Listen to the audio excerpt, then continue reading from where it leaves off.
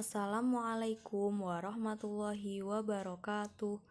Di sini kami dari kelompok 5 yang beranggotakan Muhammad Khairul Arifin dan saya, Lailia Nurfadila, akan mempresentasikan hasil diskusi kami mengenai media video dalam pembelajaran dalam mata kuliah pembelajaran TIK. Untuk materi yang pertama adalah video dalam ruang kelas. Salah satu cara untuk menghasilkan proses pembelajaran yang menarik adalah dengan memanfaatkan video sebagai sumber belajar dan media pembelajaran. Berbagai hasil penelitian menunjukkan bahwa orang lebih tertarik belajar menggunakan media video daripada belajar melalui media teks dan gambar. Banyak guru menggunakan video untuk mengantarkan suatu topik dalam penyampaian materi, menyediakan pengulangan atau remediasi, dan untuk pengayaan atau promote. Video ini dapat digunakan di semua lingkungan instruksional melalui kelas-kelas, kelompok-kelompok kecil, dan individu-individu siswa. Yang kedua adalah unsur-unsur bahan ajar video atau film. Unsur-unsur bahan ajar video atau film terdiri dari yang pertama adalah suara. Suara memiliki peranan penting dalam video karena dengan adanya suara dapat menarik minat siswa untuk belajar. Terdapat berbagai cara yang dapat digunakan agar dalam suatu multimedia terdapat suara manusia, antara lain dengan cara merekam menggunakan mikrofon atau pengeras suara yang telah tersedia pada setiap komputer. Untuk unsur yang kedua adalah animasi. Animasi merupakan salah satu elemen media yang cukup menarik. Karena apa? Karena animasi membuat sesuatu seolah-olah bergerak. Animasi merupakan rangkaian sejumlah gambar yang ditampilkan secara bergantian. Dalam dunia pendidikan, animasi dapat digunakan sebagai alat bantu penjelasan agar orang-orang yang diajar bisa lebih memahami maksud suatu konsep. Unsur yang ketiga adalah grafik. Grafik itu bisa disebut dengan gambar. Grafik adalah sebuah lukisan, pencetakan gambar atau huruf dengan menggunakan berbagai media secara manual atau menggunakan teknologi komputer. Unsur yang keempat adalah teks. Teks yang digunakan dalam berbagai macam bidang pendidikan memberi penjelasan kepada suatu perkara dalam bentuk bacaan. Teks berfungsi untuk memperkokoh media-media lain. Teks juga merupakan sarana penyampaian informasi. Secara umum, terdapat 4 tipe teks. Yang pertama, teks cetak. Yang kedua, teks hasil scan. Yang ketiga, teks elektronik. Dan yang keempat, hypertext. Yang ketiga adalah integrasi dan memilih video. Integrasi sendiri merupakan suatu upaya untuk melakukan penggabungan dua atau lebih elemen guna menghasilkan inovasi baru. Dengan kata lain, integrasi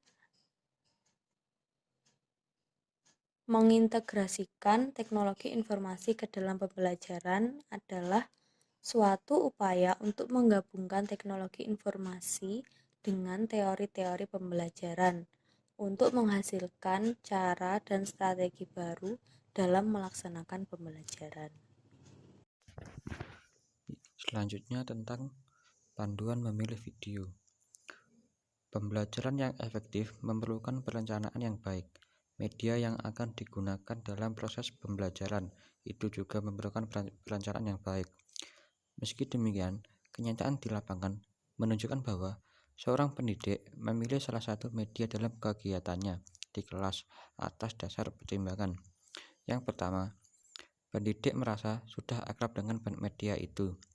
Yang kedua, pendidik merasakan bahwa media yang dipilihnya dapat menggambarkan dengan lebih baik daripada dirinya sendiri. Yang ketiga, media yang dipilihnya dapat menarik minat dan perhatian peserta didik. Serta menuntutnya pada penyajian yang lebih terstruktur dan terorganisir. Yang keempat, ingin memberi gambaran atau penjelasan yang baik dan konkret. Jadi, dengan dasar pertimbangan inilah yang diharapkan oleh pendidik agar dapat memenuhi kebutuhannya dalam mengajar.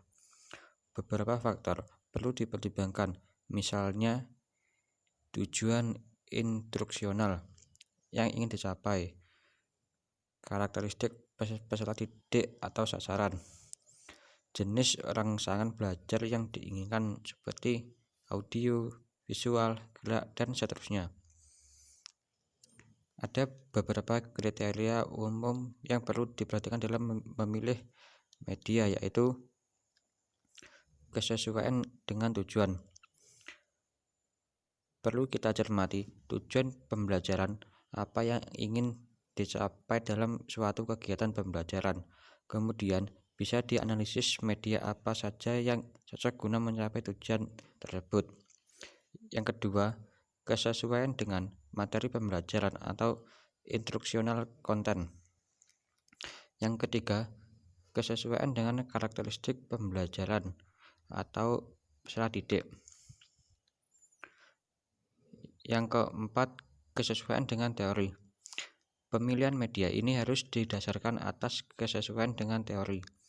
Media yang dipilih bukan karena fanatisme pendidikan terhadap suatu media yang dianggap paling bagus, namun didasarkan atas teori yang diangkat dari penelitian dan riset sehingga telah teruji validitasnya. Yang kelima, kesesuaian dengan gaya peserta didik. Yang keenam, kesesuaian dengan kondisi lingkungan, fasilitas pendukung, dan waktu yang tersedia.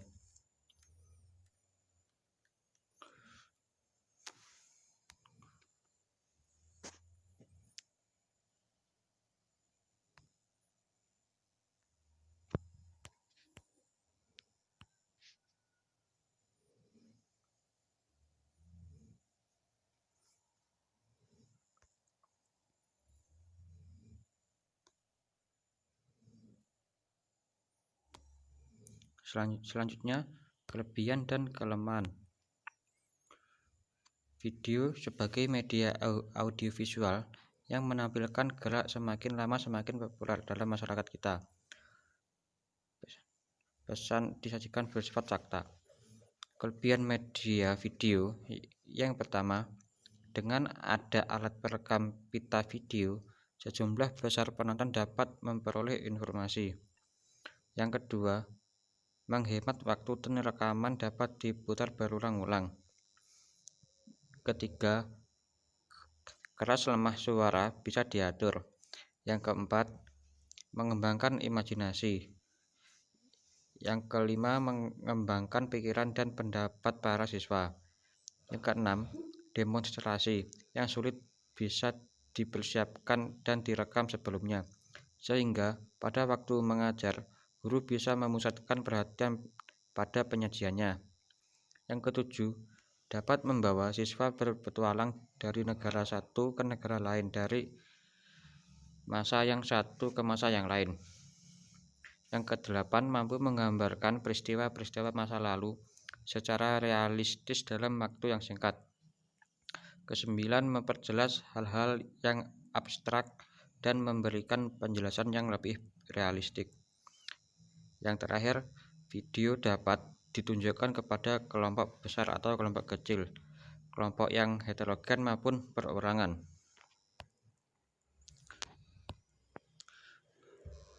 Kelemahan media video.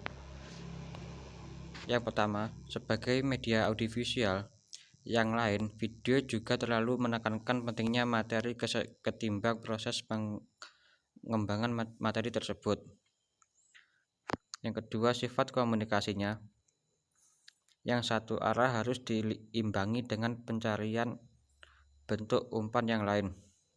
Yang ketiga, perhatian penonton sulit dikuasai. Yang keempat, kurang mampu menyajikan detail dari objek yang disajikan secara sempurna. Yang kelima, Pemanfaatan media ini juga terkesan memakan biaya yang tidak murah. Selanjutnya, pengembangan media video dalam pembelajaran. Pengembangan ini menggunakan model pengembangan Sadiman.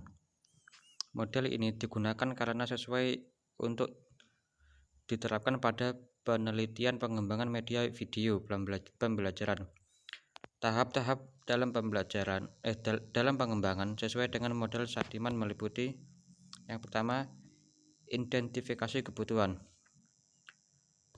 Menurut Sadiman, kebutuhan adalah kesenjangan yang dimiliki siswa terkait kemampuan, keterampilan, dan sikap siswa.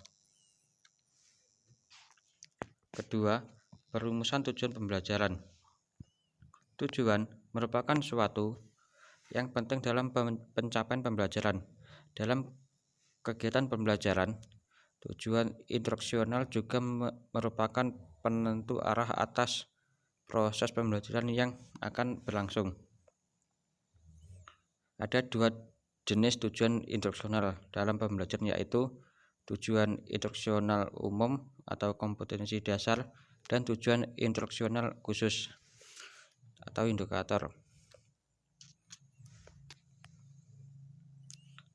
Yang ketiga, pengembangan materi.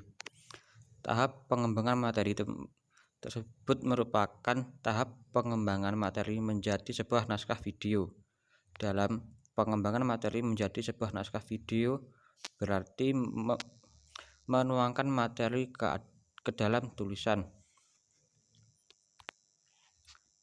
Yang keempat, tahap pengembangan alat evaluasi.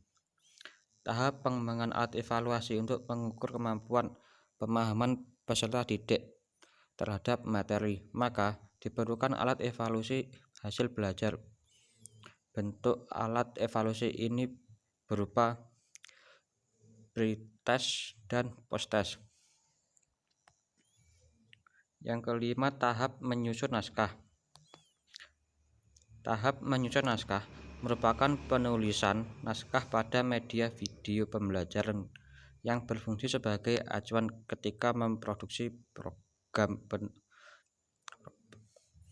Penulisan naskah video dimulai dengan mengidentifikasi gagasan dalam pengembangan instruksional, topik maupun gagasan dirumuskan dalam tujuan khusus pembelajaran. Gagasan tersebut ditulis menjadi naskah dan diproduksi menjadi sebuah video. Yang keenam, produksi video. Tahap produksi merupakan tahap membuat media video pembelajaran. Tahap ini merupakan tahap implementasi naskah yang telah disusun ke dalam media yang dikembangkan. Yang ketujuh, penyusunan petunjuk pemanfaatan. Tahap menyusun petunjuk pemanfaatan yaitu petunjuk pemanfaatan sebagai panduan memakai dalam mengerjakan isi pembelajaran kepada siswa. Yang ke-8, validasi atau tes. Tahap validasi merupakan kegiatan untuk mengukur kelayakan media video dalam pembelajaran. Instrumen untuk validasi berupa angket. Kegiatan penilaian pengembangan media video pembelajaran bertujuan mengumpulkan data sebagai dasar penentu kelayakan produk media video yang digunakan dalam pembelajaran. Yang terakhir, tahap revisi merupakan tahap akhir dari proses pengembangan. Kegiatan revisi bertujuan memperbaiki media video pembelajaran. Masih terdapat kekurangan dalam video dan belum memenuhi tujuan dalam penelitian. Revisi sangat penting dilakukan untuk menghasilkan suatu media video pembelajaran yang sesuai dan bermanfaat dalam proses pembelajaran yang ada di kelas.